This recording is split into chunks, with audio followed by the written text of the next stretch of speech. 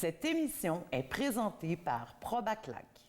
Mesdames et messieurs, bienvenue dans cette toute nouvelle émission qui va vous permettre de découvrir le bénévolat autrement. Pour ce faire, je reçois sur le plateau deux invités auxquels je propose une thématique sur laquelle nous échangeons. Cette semaine, nous parlons de l'implication bénévole des artistes dans la communauté. Préparez-vous à être informés, à réfléchir pour éveiller le cœur de Bénélove qui sommeille en vous, car du cœur à l'action, je Bénélove.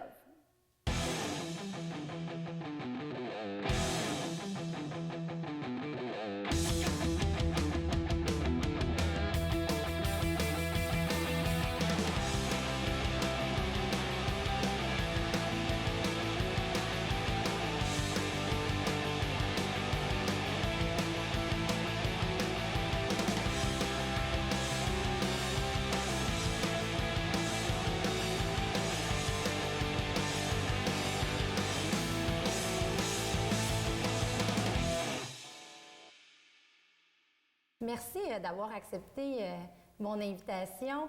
Je vais commencer par toi, Jacques Graveline, réalisateur professionnel. Ça fait 25 ans que tu es dans le milieu de la musique, de la production.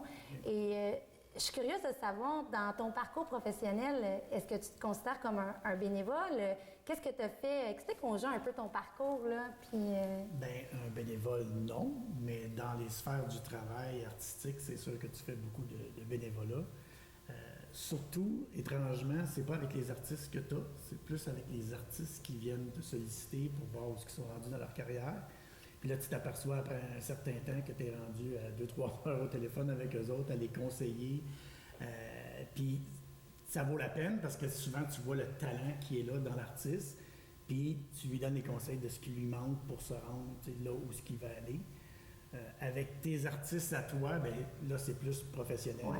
Mais c'est une forme de bénévolat, dans le fond, par compétence, si je comprends bien, en étant un professionnel de l'industrie. Il y a une compétence qui se donne bénévolement, involontairement, par rapport au métier que tu fais. Là. Et volontairement aussi, parce que c'est consciemment. beaucoup d'heures.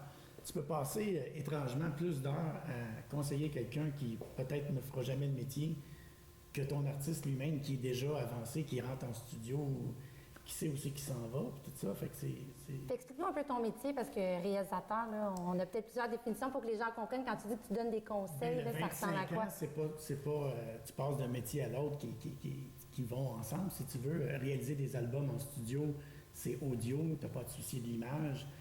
Depuis les 10-15 dernières années, c'est au niveau des vidéoclips professionnels, publicité, corporatif, tout ça.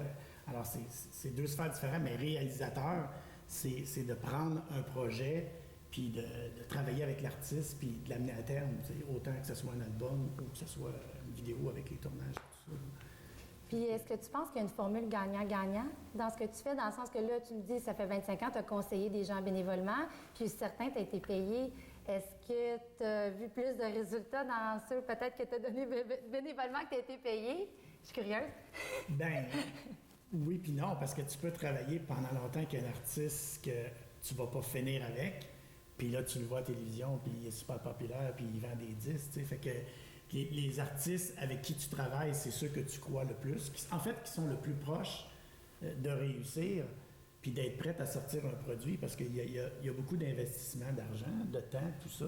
Puis là, tu te ramasses avec tes artistes que tu es sûr qu'eux vont avoir plus de chances de réussir à rentrer les spectacles, puis d'avoir des gens, puis de vendre des disques. Oui, parce que tu passes plus de temps avec eux, c'est sûr. Là. Les personnes que tu vas passer 3 heures au téléphone, c'est une fois, tandis que les personnes qui travaillent professionnellement avec toi, il y a un plan stratégique qui est établi. Exact. Ça n'arrive pas par magie. Hein, je vais faire le lien avec Sébastien, qui est on peut dire que tu es quelqu'un d'expérimenté, mais quand même en début de carrière. Tu es magicien professionnel. Oui. Puis dans le fond, dans ta jeune carrière, là, je trouvais ça intéressant de vous inviter les deux sur le plateau parce qu'on a quelqu'un avec beaucoup d'expérience, quelqu'un qui est avec, je trouve, une jeune carrière, une belle carrière. Oui. Tu penses pas de ça, toi, de donner ton temps en début de carrière ou justement donner des prestations? Pour moi, en partant, le bénévolat et la carrière, ça va plus ou moins ensemble parce que moi, je donne de mon temps pour le bonheur, si on veut, pour aider au suivant et ça me fait du bien en même temps d'aider les autres. Fait que, pour moi, ça ne mélange pas vraiment. En fait, ce que je me dis, c'est qu'est-ce que je peux faire pour donner à la communauté? C'est quoi mon talent à moi? Magicien, je fais des illusions, je fais des spectacles. C'est pas mal la seule manière que je pourrais avoir pour aider les autres. Et je suis pas mal attiré vers les spectacles jeunesse. Donc, l'univers jeunesse m'intéresse beaucoup. Alors, je donne beaucoup de mon temps vers la jeunesse et je me dis en même temps, c'est notre futur.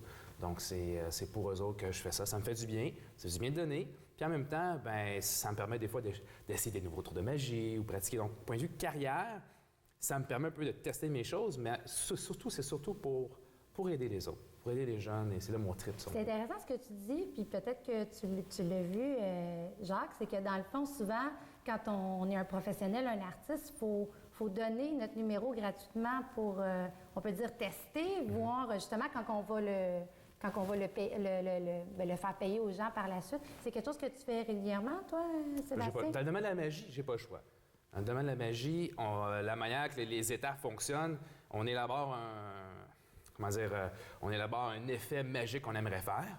Après ça, on travaille dessus, on est tout seul. C'est vraiment solitaire, le métier de magicien. Tu es tout seul à ta bulle, tu travailles quelque chose. Qu'est-ce que je peux faire? Tu te casses la tête, tu vas y arriver. OK, j'ai quelque chose. Bon, à cette heure, on l'essaie devant le miroir. OK, ça marche. On élabore un texte autour, on se filme. Bon, à cette heure, il faut que j'aie un public.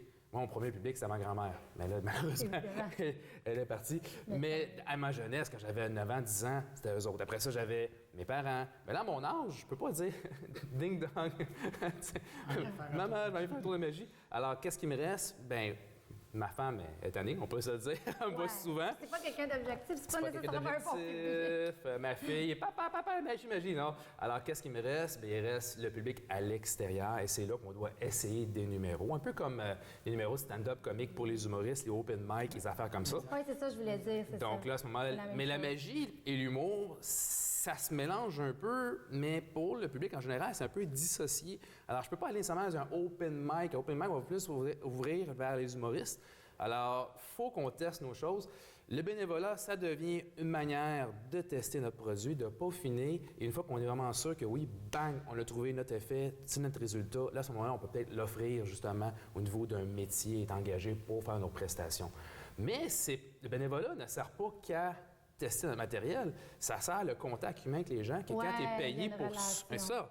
Ben, quand tu es payé, là. Avec ton public, pareil, là, que tu sois payé ou pas. C'est le best. C'est là que tu dis à un artiste qui commence, tu as la chance d'aller devant du public et tu sais jamais qui est dans la salle, aussi, qui lui va aimer ce que tu fais, qui lui possède peut-être une compagnie, puis parce que le comparatif est très lucratif. Ouais.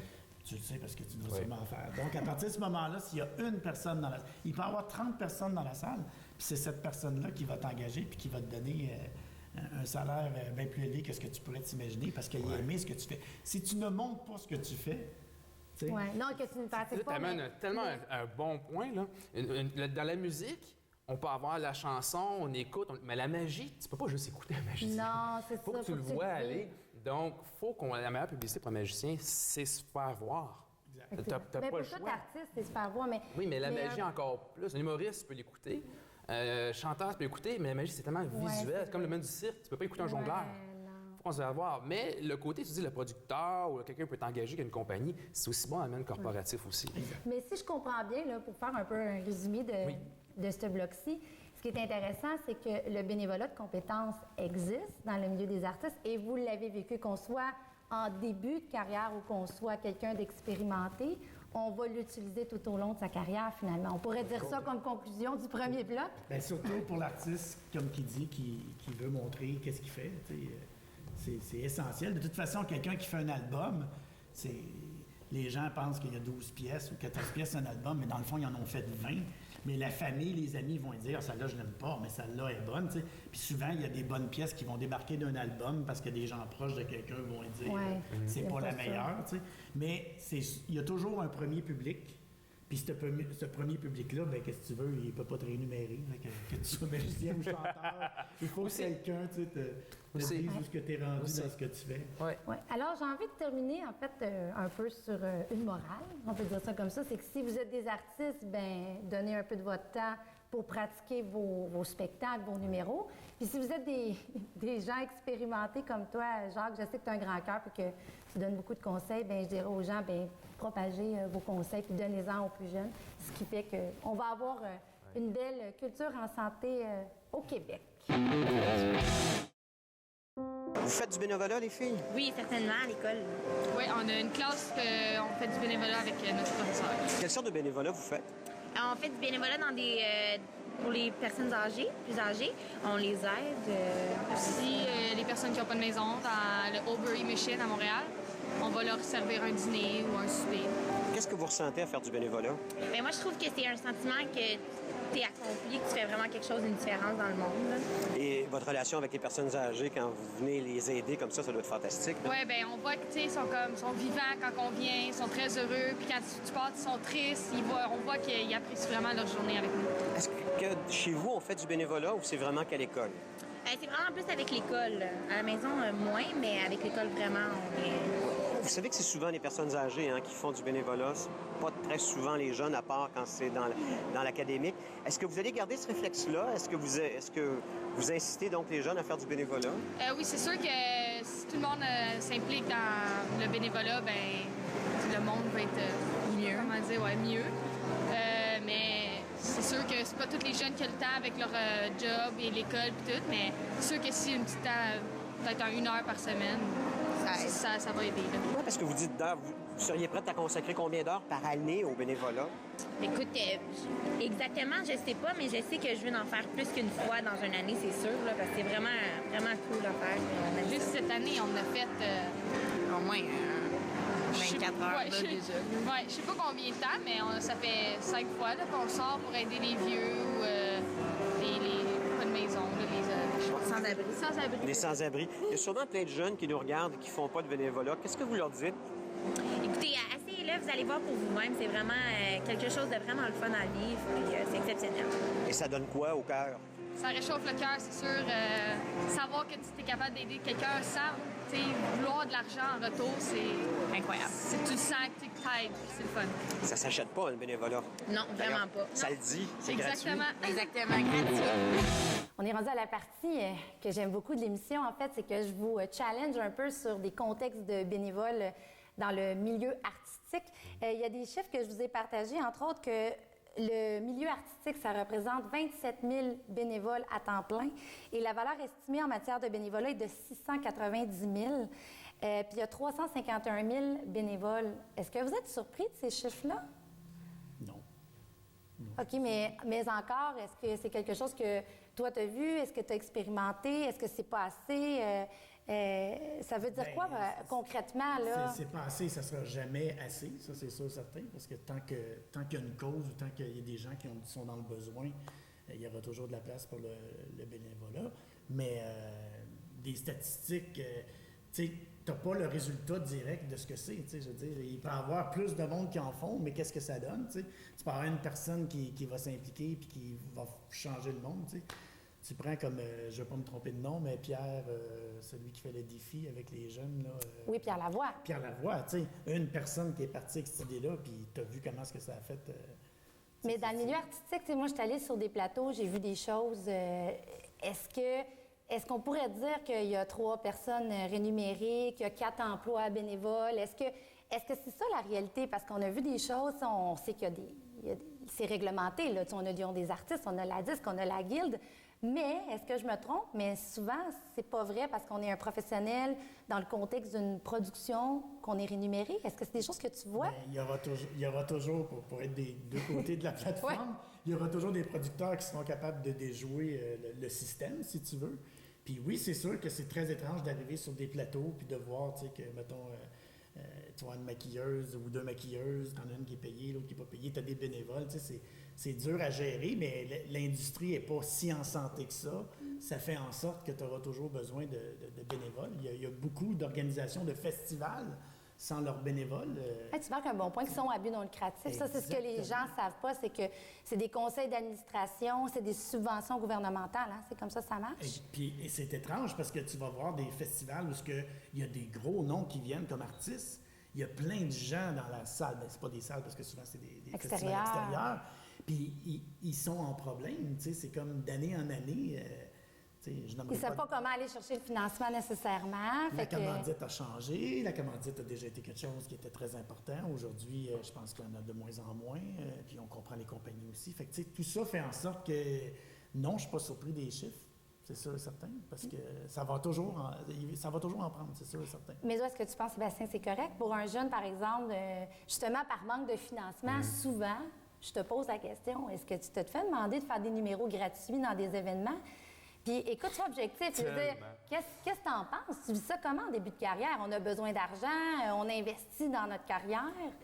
Oui, il faut juste faire attention. Encore une fois, quand le bénévolat sert à donner au suivant, mais aussi à pratiquer les numéros et tout ça, mais à un moment donné, tes numéros sont pratiqués, tout est beau, alors il faut que tu choisisses où c'est que tu donnes ton temps. Et il y a bien des gens, des festivals justement, ou des endroits, je ne vais pas nommer de nom, mais je vais dire, mettons, une CPE, mettons, une garderie, ils font un événement, puis ils n'ont pas le budget pour. Puis là, ils arrivent, ils disent, écoute, on va te donner de la visibilité. On va te payer en... Oui, mais on évalue ça comment, de la visibilité? Oui, là, ça, là, il y a toujours un producteur quelque part qui va te voir, donner la visibilité. On te donne cette chance. Et là, c'est ça qui est dangereux, c'est quand tu es un nouvel artiste, tu sais pas trop comment ça se passe. Puis des fois, c'est tentant de, tu sais, quelqu'un qui dit « on va te donner de la visibilité, tu vas aller loin, tu sais, là, tu fais comme « wow, il faut que j'y aille, il faut que je sois bénévole, il faut que j'y aille. » Puis au bout de la ligne, finalement, tu pratiques, mais visibilité, il n'y en a pas.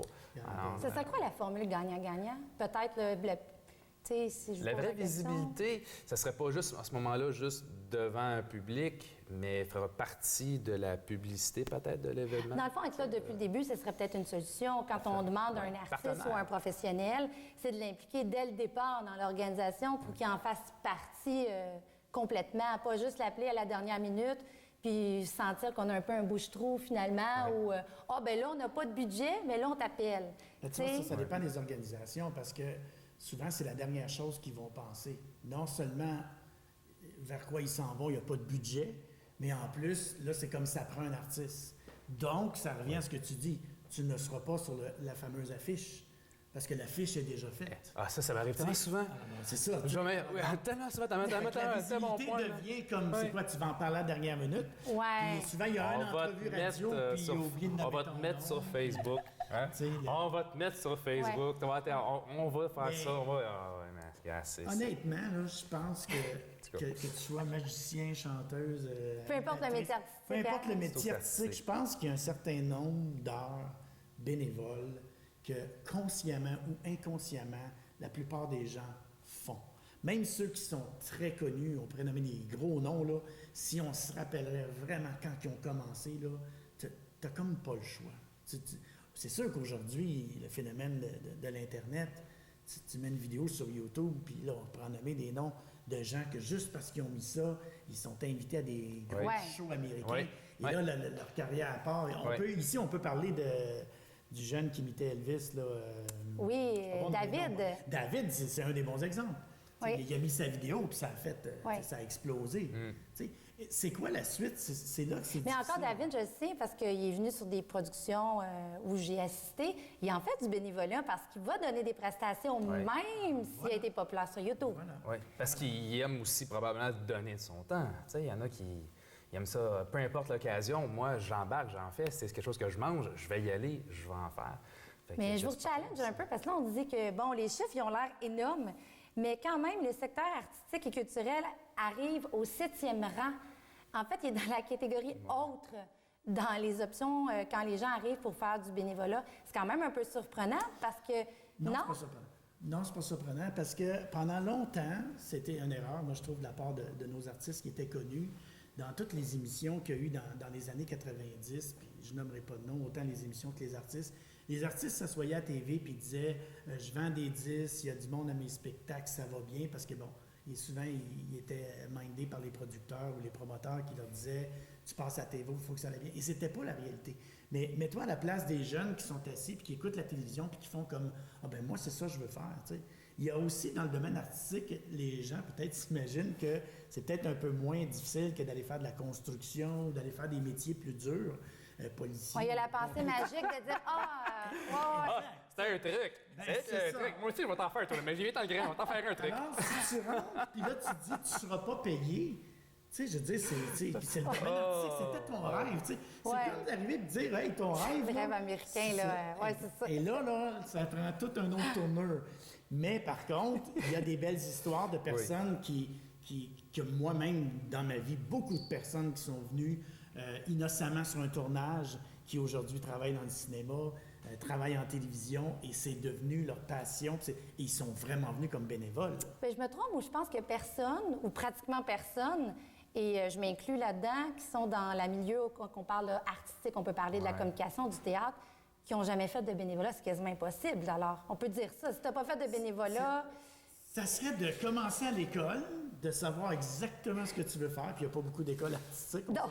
C'est très peu. Puis, je veux dire, à l'école, là, tu sais, que tu fais vraiment tes cours primaires et secondaires, là, c'est malheureux parce qu'ils devraient le faire, et que là, tu sortirais de là, puis tu aurais tout de suite, tu sais, comme une secrétaire, mettons, là, qui est tout de suite rémunérée par une grosse compagnie. Bien, malheureusement, le domaine artistique, il ne marche pas comme ça. Fait que, oui, tu n'as pas tort, tu sais. Il n'y a pas d'école vraiment pour ça. C'est un paquet de séries d'erreurs. Hein. Il y a beaucoup de gens qui expliquent que c'est suite à quelque chose, un élément déclencheur. Il y a des auditions, un casting. On va parler de La Voix, de Star Academy, toutes ces émissions qui font en sorte que c'est des tremplins. Oui, puis les gens ne sont pas rémunérés pour participer. C'est ça. Je veux dire, ils ne sont pas rémunérés. C'est une forme de... Peut-être que là, je vais loin, mais c'est un concours, mais quand même, on prend son temps, on va chercher un talent, on développe son talent, c'est investir sur soi. C'est des énormes tremplins. C'est quelqu'un qui se fait sélectionner dans ces émissions-là puis qui se rend dans les finales.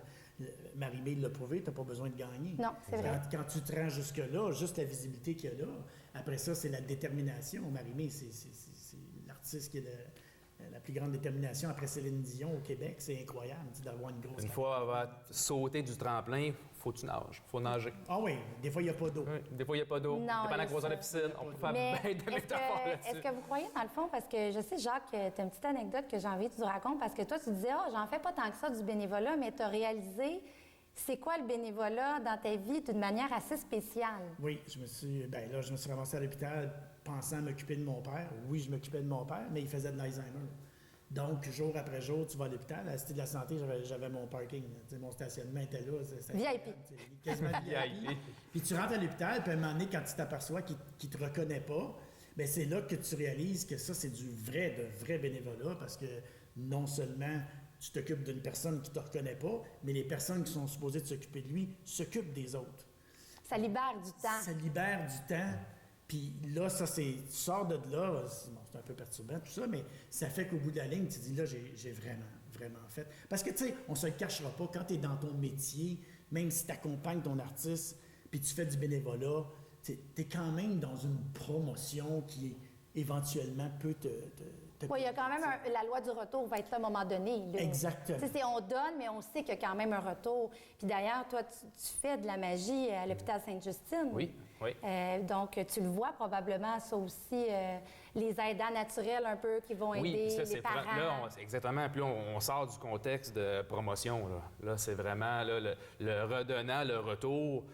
Dans mon cas, c'est le sourire des enfants parce qu'ils savent, il y a quelqu'un pour eux autres, du monde qui l'écoute et qui les amuse. Et le sourire dans le visage, ça n'a aucun... Moi, je terminerai en te disant que la vraie paye des artistes, c'est quand les gens applaudissent, c'est quand les gens sourient, c'est quand les gens sont heureux. Ah, t'as tellement raison. Hey, merci beaucoup. C'était génial de vous avoir sur le plateau. Merci à toi. Puis bonne chance dans vos projets. Bien, merci beaucoup. Merci.